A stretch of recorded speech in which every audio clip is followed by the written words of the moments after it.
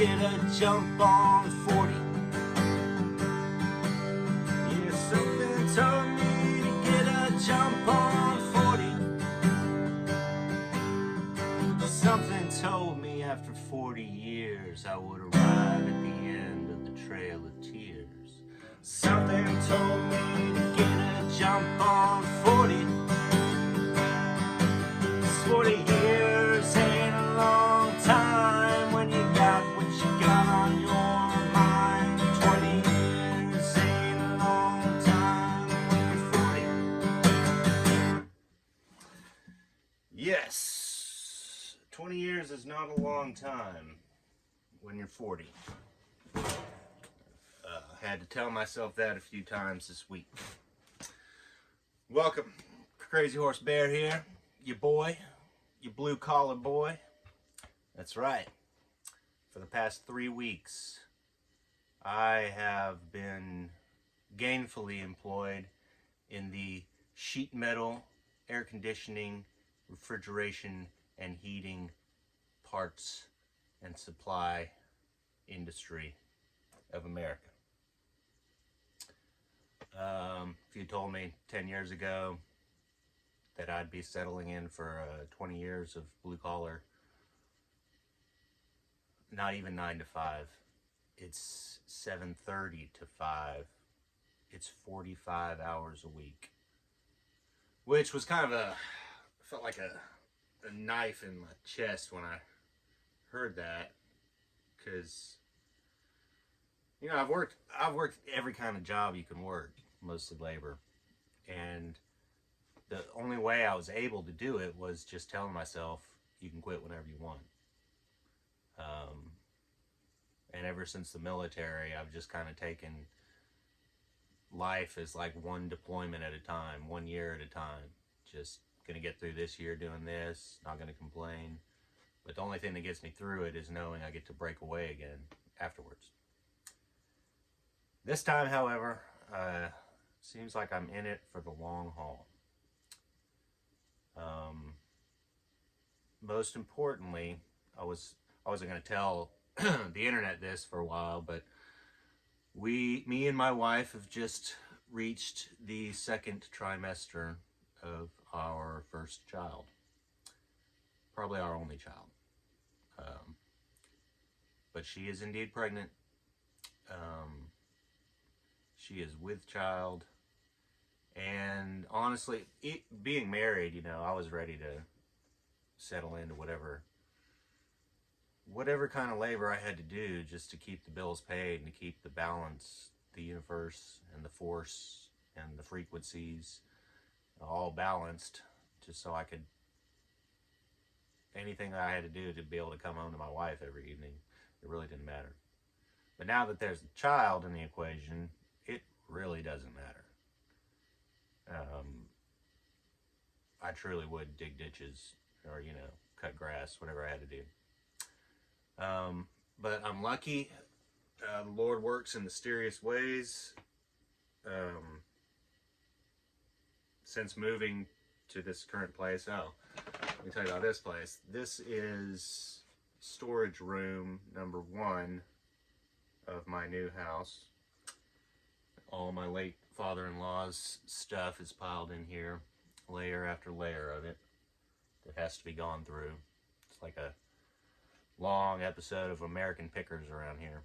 But this is just one of the storage rooms. There's another storage room just as full as this, and then there's entire, what they call a boat house, which is a garage with a really high ceiling, or it's like a storage building with high ceilings so that you can put a sailboat in there, I guess.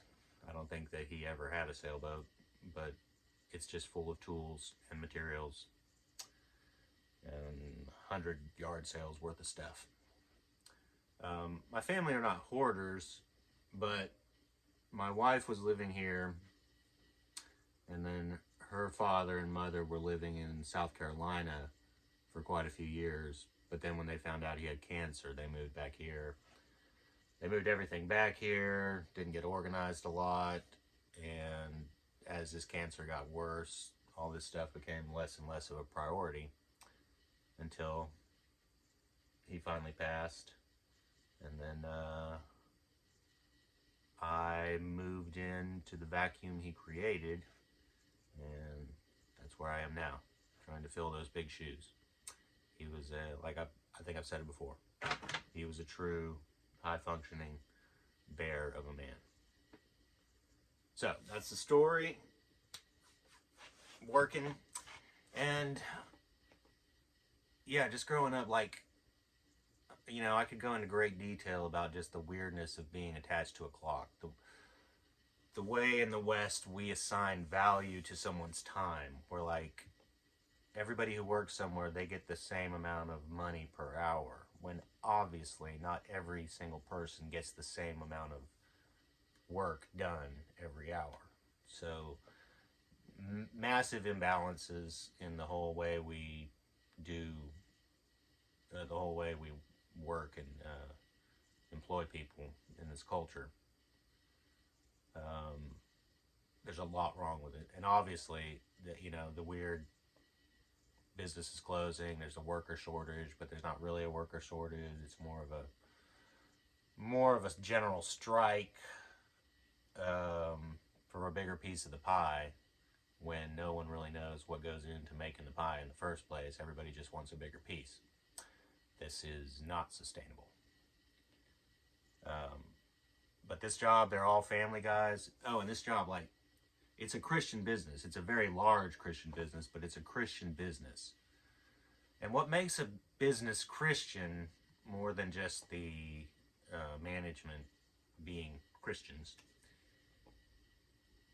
it's where I think Owen's talked about corporations, when their priorities are in line and they actually have a product or have a purpose that they're trying to achieve, and all of the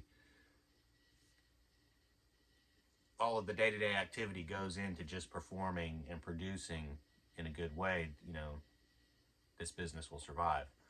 But as soon as a business starts to exist simply for profit, it's about to take a nosedive.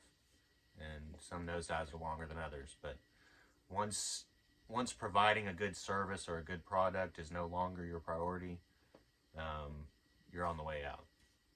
And we see it happen in the West all the time. Like, a business will come out, a restaurant will open, and it'll be really high quality for a while. And it's almost like that's a business model now. It's like, build up clients by having high quality products. But as soon as you've got those clients addicted to your food or your products or whatever, then immediately undercut everything that goes into making the product good. And just because you don't, people are going to buy it anyway, so what's the point of making it high quality anymore? Obviously, this is not going to work. And that's why, a business will start for a while and then they'll just sell out to China, because China will make it cheaper. But the Christian business has the right model. It's like, we are trying to provide a good service. And the other thing is, we are trying to take care of our employees. A very mismanaged business, everybody's always looking over everybody's shoulder, seeing who's working harder, sees who's getting over more. And so the management is having to micromanage, and this is extra work for the management. And then the employees, you're just not going to perform well when somebody's looking over your shoulder, forcing the issue. Especially when it's these poor, like, small businesses, they got a few employees, and they're like, man, I'm paying these people $15 an hour. I've got to make sure I get that $15 an hour out of them. And your life's being ruined, their days are ruined, your days are ruined, everybody's having a miserable time. This is absolutely what I wanted to avoid. And just by the grace of God, just friends of grandparents who knew other friends that I grew up with, heard that there was a semi-intelligent, able-bodied person that was in town now that needed a job. And so I didn't even have to look for this one. They called me. They said, just come check us out. If it's a good fit, we'll go from there. Whereas, like, I was all over the internet looking for jobs, and it's really not on the the job market now is really not about qualifications at all. It's really about how well can you promote and just logistically get yourself in the algorithms for these these search engines. And yeah, it's a lot more probably about just data collection too, just because they know how desperate people that are looking for work are. So you just get strung out on these long, to where I just got figured out real quick. It's like if you got to open more than a couple pages to have that has to do with a job, that job is just bait for you to put all your information, to sell your information somewhere. It's ridiculous. It's demoralizing and it's ridiculous, and it's going to make a lot of people give up and vote socialism in very fast. But this job, but because people need sheet metal, they need air conditioning parts, and they need refrigeration parts, because the West is still humming along. Um, this this this business is going to be around for a long time. And just the fact that they're like, look, this is the job description, the orders come in, you answer the phone, you take orders, people come in the door. It's a lot like The Office. Or just think of it as like, when you go into an auto parts store, you got the front desk and there's a bunch of parts out front, but most everything's back in the back. It's like that, only we do have stuff in the front. It's not as much. Then there's a desk, but then in the back is a huge warehouse, just full of every part you can imagine. Huge learning curve, entering stuff in the computer, just knowing what things are compatible with other things, the different sizes, the different gauges of metal. Lots of information, and not something I take to super fast. But that's the thing about a Christian business. They're like, we don't have a time standard by which you have to be proficient. We just expect that you come and learn a little more every day, and that you come, ready to work. And after 3 weeks, yeah, I'm starting to get it, and I'm truly blessed because it's a safe environment. It's a place I don't mind waking up and going there and spending 9.5 hours of my day, which, yeah, it just boggles my mind. Because, yeah, up till this year, really, if you had told me, yeah, you got to spend 45 hours a week here, I would have been like, there's no amount of money big enough for that much of my time, that much of my mental energy. But being married and having a child on the way changes your physiology. And I just find the days go by fast. Because none of the work is super hard, but it's just hard enough. It's keeping me in shape. It's just mentally difficult enough that my brain's having to work. Um, I'm finding it much easier to relax in the evenings, even though my evenings are super short. It really is just to eat, work, eat, sleep, rinse, repeat. Um, so I really do have to get I wanted to have all this cleaned out so I could have a studio in here soon, but it's going to take a lot longer than I had imagined. But everything is on the right track.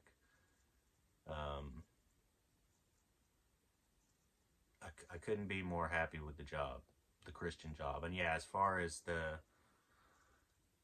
big 2-year psyop we just went through, they never once closed. They never once asked anybody to wear a face diaper.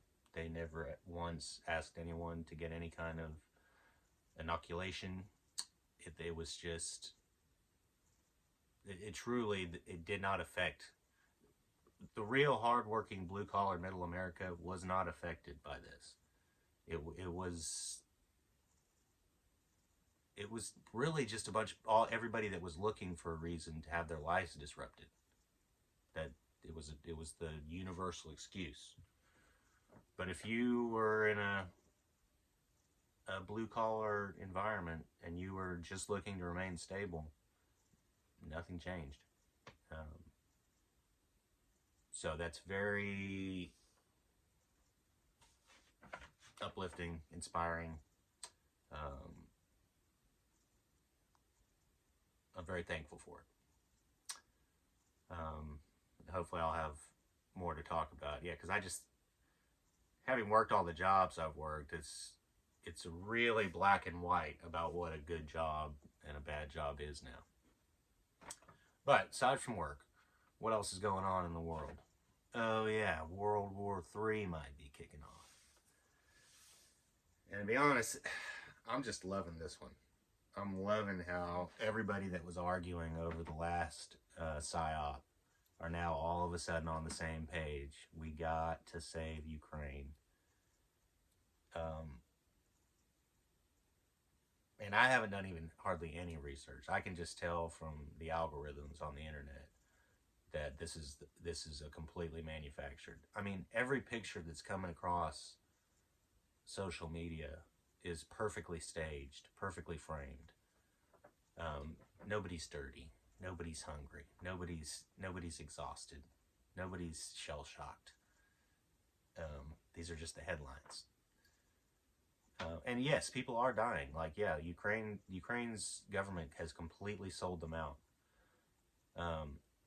I know beyond a shadow of doubt, Ukraine is 1,000% corrupt. Their leadership, and then that trickles down because the more you ignore your leadership being corrupt and just wanting to be a materialist, the further down that corrupt road you're going to go.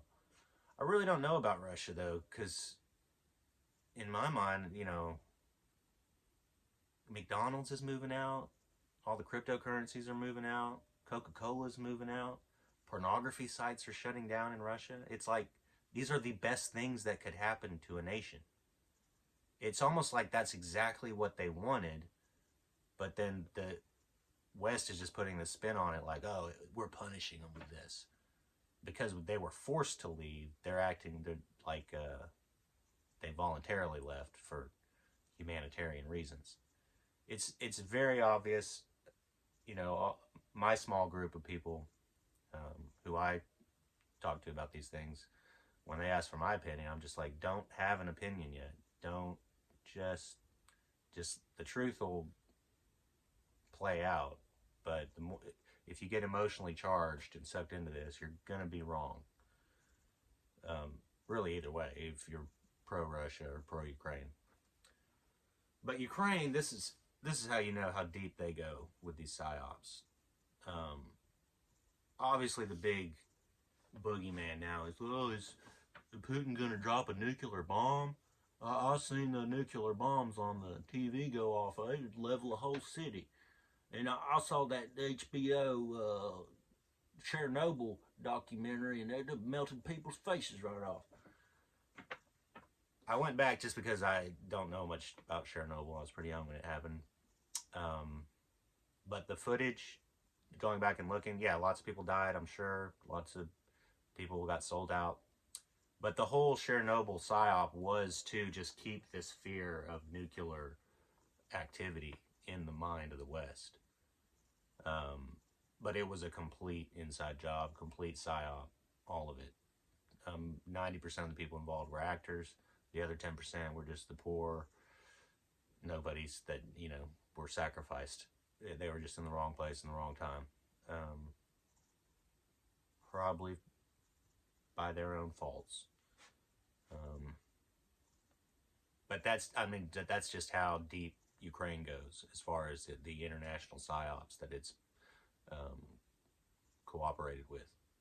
And this is the next big one. So, whether it's Ukraine doing the false flags and blaming Russia, or whether Russia really does have some kind of